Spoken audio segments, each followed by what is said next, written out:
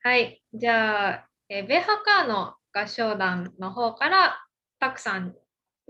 たくさんとか、バルトゥの合はい。唱団に質問です。はい。とたくさんは、なんでこのバルト三国の合うん。唱曲をやろうと、なんかこういう、バルト三国の、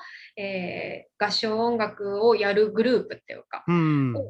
そういう合唱団を作ろうと思いついたというか、あどういうきっあ。かけで合唱団ができたんですか？もともと、学生の頃に2002年の冬に、大学の合唱団の演奏旅行でフィンランドとバルト三国に行っていて、で、うん。バルト三国全部でコンサートをやって、現地の合唱団と交流したりとかっていうのがあって、で、それが一番最初にバルト三国に触れる機会、もう本当に行うってん。向こうの作品歌って一緒に現地の人と触れ合うっていうのが最初の機会で、それからずっとやっぱり、北欧とかバルト三国の音楽に興味があったんですうん。けど、一番最初にまずラトビアの音楽に深く関わるようになって、うラトん。ビア音楽協会の合唱団ガイスマっていう団体があって、で、そこの団体の指揮者になって、で、そこはもう日本で唯一というか、おそらく世界で唯一、ラトうん。ビア語しか歌わない合唱団で、もう、ラトビア語しか歌わない。そう、ラトビア語の合唱曲しか歌わない。おそらくラトビアにもそんな合唱団ないと。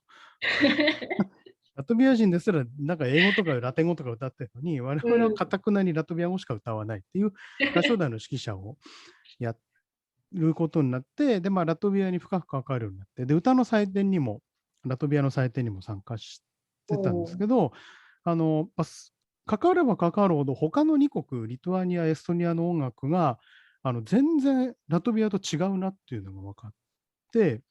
で、うんうなんとなく一緒くたにされがちだけど、全然音楽のスタイルも言葉も違うし、サウンドも違うっていうのに興味があって、なんかいつかこう、まとめてこのエストニアとかリトアニアの音楽をやってみたいなと思ってた時に、友人に声をかけられて、そういうバルト三国専門の合唱団を作りませんかっていうふうにん。おー。誘われて作ることになって、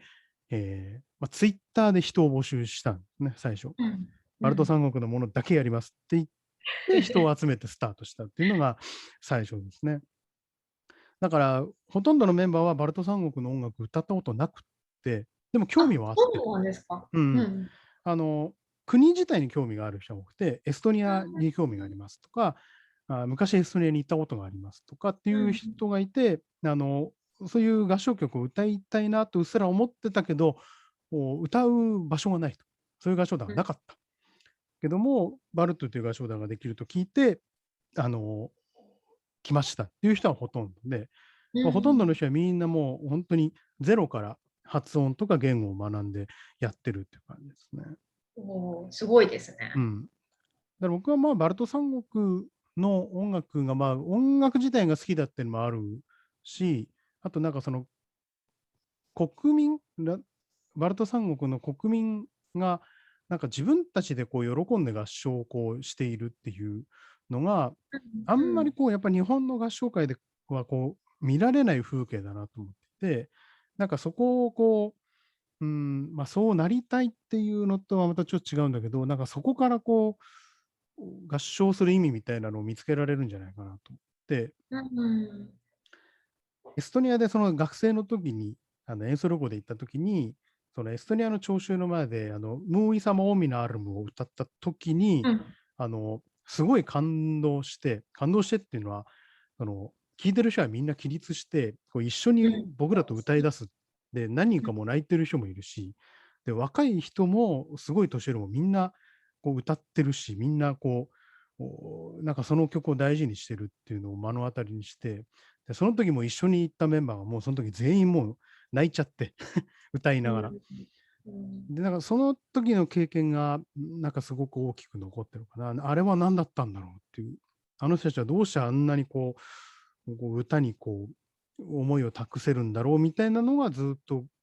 引っかかっていて、で、ずっと追い求めてたって感じですかね、バルト三国の音楽を。そうですね。なんか、